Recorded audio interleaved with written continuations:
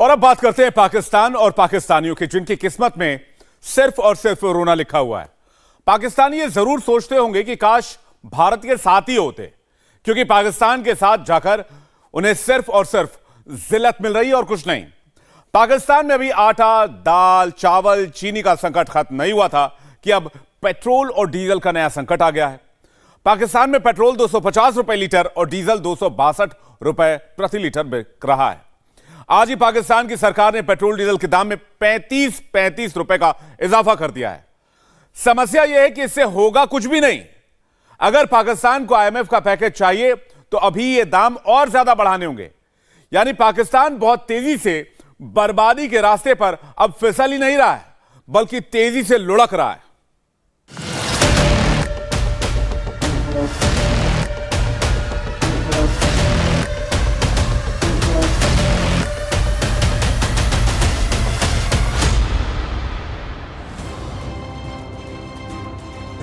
महंगाई इतनी है, कारोबार पहले नहीं है, महंगाई होगी, हम गरीब लोग कहाँ जाएंगे।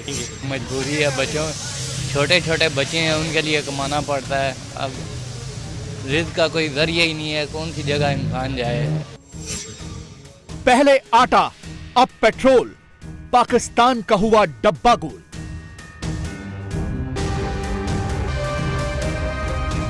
क्या कर, हम तबाह कर दिया इन लोगों ने हमको भी। बाबा पैसे बढ़ाते जा रहे, कम करते, 1-2 रुपए कम करते, बढ़ाते 35-40 रुपए बढ़ा देते। पाकिस्तान में 250 रुपए का 1 लीटर पेट्रोल, बर्बाद हुआ मुल्क, इकोनॉमी डामाडोल। कारोबार में जान ही नहीं है, डीजल पेट्रोल की वजह से महंगाई बहुत ज्यादा हुई है। तो अल्लाह माफ करे, पेट्रोल को तो छोड़ो, जो गरीब लोग हैं, जो आटा, चीनी, घी का क्या हाल है।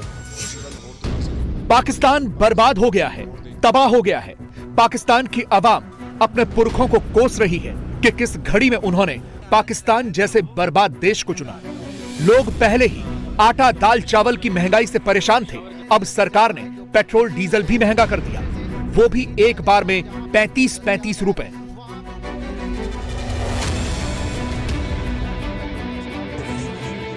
आज जैसे ही पाकिस्तान में सुबह 10:55 हुए थे, अचानक खबर आई कि पाकिस्तान की सरकार ने पेट्रोल डीजल महंगा कर दिया और नई कीमतें सुबह 11 बजे से लागू होंगी। हुकूमत का पेट्रोलियम मसनूआत की कीमतों में इजाफे का ऐलान। पेट्रोल और डीजल की कीमत में 35 रुपए का इजाफा कर दिया गया। मट्टी के तेल और लाइट डीजल की कीमत में 18 रुपए का इजाफा किया गया। शहबाज शरीफ की हुकूमत ने अपनी गरीब आवाम पर महंगाई की वो मार डाली है कि हर पाकिस्तानी जार जार रो रहा है। पेट्रोल डीजल में 35 रुपए प्रति लीटर और केरोसिन और लाइट डीजल में 18 रुपए प्रति लीटर का इजाफा किया गया है, जिसके बाद पाकिस्तान में डीजल का दाम 262 रुपए 80 पैसे, पेट्रोल का दाम 249 रुपए 80 पैसे लीटर, केरोसिन तेल का दाम 189 रुपए 83 पैसे और लाइट डीजल का दाम 187 रुपए प्रति लीटर हो गया है। पाकिस्तान के हुक्मरान जानते हैं कि यह फैसला जनता पर बहुत ज्यादा बोझ डालने वाला है। इसीलिए वित्त मंत्री इसहाक डार जब ये ऐलान करने आए तो अपना पल्ला झाड़ लिया और सीधे अपने प्रधानमंत्री नवाज शरीफ का नाम आगे कर दिया। आज़म शहबाज शरीफ साहब की हदायत पर ओगरा के साथ ये तयन किया गया कि मिनिमम प्राइस को इंक्रीज किया जाए इन चारों प्रोडक्ट्स में पब्लिक के लिए। फैसला ये हुआ है कि पेट्रोल और डीजल की कीमतों में 35 रुपए फी लीटर इजाफा होगा और केरोसिन ऑयल और लाइट डीजल ऑयल में 18 रुपए का इजाफा होगा। इस इजाफे के बाद जो नई कीमतें आज 11 बजे से मुल्क में लागू होंगी। जनता रो रही है, दहाड़े मार रही है। उन्हें समझ में नहीं आ रहा कि इन महंगाई के हालात में अब गुजारा कैसे होगा। वो हुकूमत से पूछ रहे हैं कि वो चाहते क्या है। कभी आटे की लाइन में खड़े होंगे, कभी पेट्रोल की लाइन में खड़े होंगे, सब कुछ इन्होंने तबाह बर्बाद। आटा इधर नहीं है, चीनी इधर नहीं है, ऊपर से इन्होंने पेट्रोल महंगा कर दिया। ट्रांसपोर्ट को मुश्किलात का सामने, गरीब आवाम को मुश्किलात का सामने दिहाड़ी। असल में पाकिस्तान की यह हालत उसकी कमजोर होती करेंसी की वजह से हुई है। डॉलर के मुकाबले पाकिस्तान की करेंसी लगातार वीक हो रही है। 25 जनवरी को पाकिस्तान का रुपया 230 रुपए प्रति डॉलर पर बंद हुआ था। लेकिन 26 जनवरी को पाकिस्तानी रुपए में भारी गिरावट आई और वो 255 रुपए तक गिर गया। इसके बाद 27 जनवरी यानी शुक्रवार को पाकिस्तान के रुपए में 11 रुपए की गिरावट आई और वो 266 रुपए तक गिरा। कुल मिलाकर 2 दिन में पाकिस्तान की करेंसी में 36 रुपए की गिरावट आ गई है। यानी अब पाकिस्तान की सरकार को हर आयात के लिए डॉलर की ज्यादा कीमत चुकानी पड़ रही है और पेट्रोल डीजल की महंगाई की भी यही वजह है।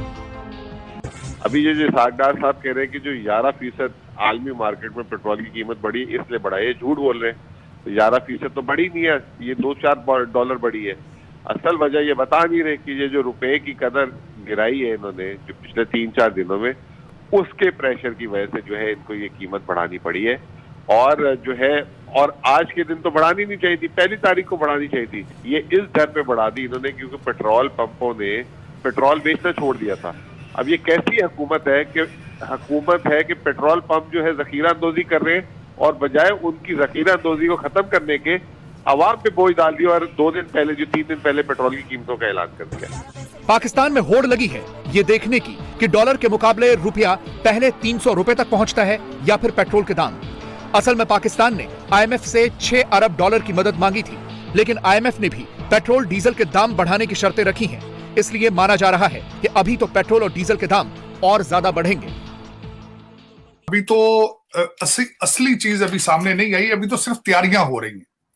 देखें, अभी तक तो इन्होंने सिर्फ डॉलर को खुला छोड़ा है तो काफी महंगाई बढ़ गई है, लेकिन मजीद आगे जब चलेंगे तो 380 अरब रुपए के नए टैक्सेस जिसकी तैयारी की जा रही है। और उसके बाद उनकी कई इस दफा IMF की भी क्योंकि आपके फाइनेंशियल हालात सख्त खराब हैं तो IMF भी काफी गारंटीज चाहता है आपकी तरफ से। आपके बैठे बिठाए कर्जे बढ़ गए हैं, ये सबसे बड़ा नुकसान ये है। महंगाई का इतना बड़ा तूफान आने वाला है कि लोग ये समझ रहे हैं कि 2 महीने के अंदर हर चीज डबल हो जाएगी। जिस तरह की एक मिसाल है, 25 रुपए की रोटी है तो 50 की हो जाएगी।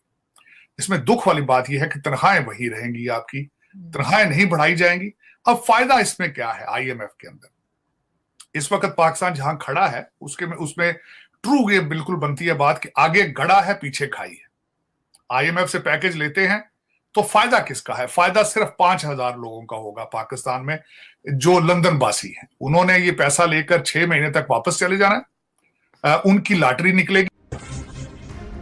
पाकिस्तान की समस्या ही उसके हुक्मरान हैं। वो विदेशों में बैठे हुए आराम से राज करते हैं, चाहे अवाम ऐसी ही भूखी मरती रहे।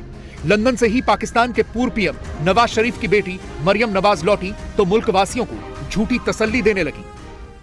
मुल्क में महंगाई है, बिजली महंगी है, गैस महंगी है, रोटी महंगी है, मुझे एहसास है महंगाई है, लेकिन मेरी कौम से मैं ये वादा करना चाहती हूँ कि वो नवाज शरीफ ही था जिसने 3 मर्तबा कौम को मुश्किल से निकाला, अल्लाह के फजलो करम से पाकिस्तान को मुश्किलात से निकाला और 3 दफा तरक्की के रास्ते पे डाला। तो उम्मीद रखना मेरे भाइयों और बहनों, इंशाअल्लाह ताला तरक्की करता हुआ पाकिस्तान वापस आएगा। इंशाअल्लाह वो दिन दूर नहीं जब नवाज शरीफ की क़यादत में ये मुल्क एक बार फिर आगे बढ़ेगा। इंशाअल्लाह मेरा आपसे वादा है। 8 महीने का हिसाब बाद में होगा, पहले पिछले 5 साल का हिसाब होगा इंशाअल्लाह ताला।